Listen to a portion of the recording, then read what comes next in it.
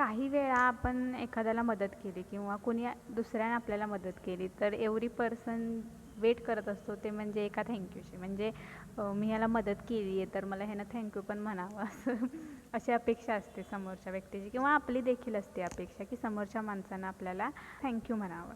So हाय, मी ऋतुजा आणि मी आज त्या एका गोड शब्दाबद्दल बोलते, जो शब्द आपण म्हटल्यानंतर समोरच्या व्यक्तीला खूप भारी वाटतं, आपलेपणाची फिलिंग आपल्यामध्ये येते. तो शब्द आहे थँक्यू.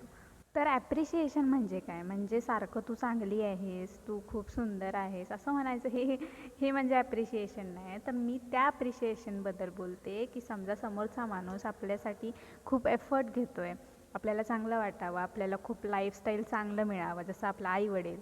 म्हणजे ते ॲप्रिशिएशन ज्यामुळे समोरच्या माणसाला त्यानं घेतलेला एफर्ट्सचं काहीतरी फळ मिळेल आणि त्याला वाटेल की हां, मी योग्य व्यक्तीसाठी एफर्ट घेते. फक्त विचार करा, आपले आई-वडील जे आपल्याला लहानपणापासून आपल्याला चांगलं लाईफ मिळावं, आपल्याला सगळ्या गोष्टी मिळाव्या, आपल्याला शिकता यावं, ज्या गोष्टी त्यांना नाही मिळाल्या त्या आपल्या मुलाला किंवा आपल्या मुलीला मिळाव्या म्हणून खूप कष्ट घेतात.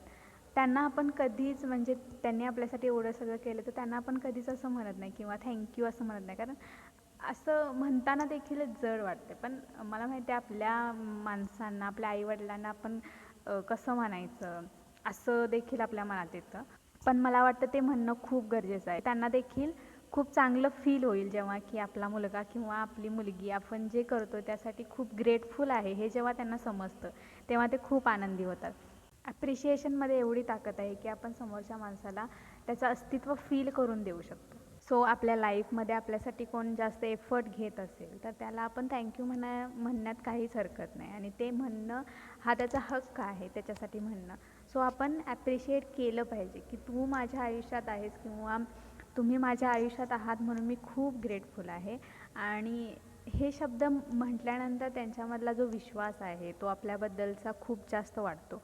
आणि ती मेन गोष्ट आहे प्रत्येक नात्यातली, की विश्वास वाढवणं आणि तो टिकून ठेवणं. हो, जर का आपल्यामुळे एखादा माणूस आनंदी होत असेल तर आपण ॲप्रिशिएट करायला काय हरकत आहे. काहींना असं देखील वाटतं की काय गरज आहे ॲप्रिशिएट करायची, म्हणजे ते त्याचं कामच आहे ना, मग काय झालं केलं म्हणून, असं आपल्याला देखील वाटतं. पण समजा समोरचा माणूस आपल्यासाठी खूप एफर्ट घेतो आहे आणि आपण त्याला हे जाणवून देत नाही की मी खूप ग्रेटफुल आहे तुझ्यासाठी, म्हणजे त्याच्या एफर्टचा आपण अपमान करण्यासारखंच आहे. मग तो तुमच्यासोबत का राहील ना नेक्स्ट टाईम, किंवा ती व्यक्ती तुमच्यासोबत का राहील.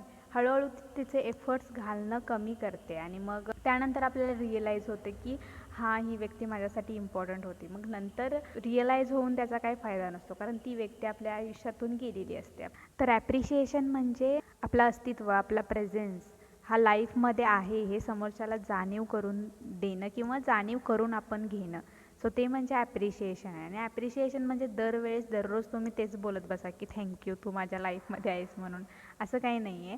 पण त्याच्याबद्दल आपण छोटी केअर केली, त्याला फक्त म्हटलं तू आहेस म्हणून माझं आहे बघ असं म्हटलं, हे छोटे छोटे शब्द आणि केअर आपण दाखवली ना त्या नात्यात, तर समोरच्या माणसाने घातलेल्या एफर्टचं त्याला फळ मिळाल्यासारखं होतं. सो आजपासून आपण आपल्या क्लोज असणाऱ्या माणसांना, म्हणजे आपले नातेवाईक असतील किंवा आपले आईवडील असतील, आपले फ्रेंड्स असतील, जे आपल्या नेहमी क्लोज असतात, आपल्या सुखदुःखात नेहमी आपल्यासोबत असतात, सो त्यांना एक मेसेज आज म्हणू शकतो आपण की थँक्यू सो मच, तुम्ही माझ्या लाईफमध्ये आहात आणि तुम्ही असल्यामुळं मला खूप चांगलं फील होतं. त्यामुळे तुमचे खूप खूप आभार आणि मी खूप ग्रेटफुल आहे या सगळ्यासाठी. आणि नाती नसतीलच ना तर आयुष्यात आपल्या काहीच अर्थ नाही, because life is all about emotions and relationships.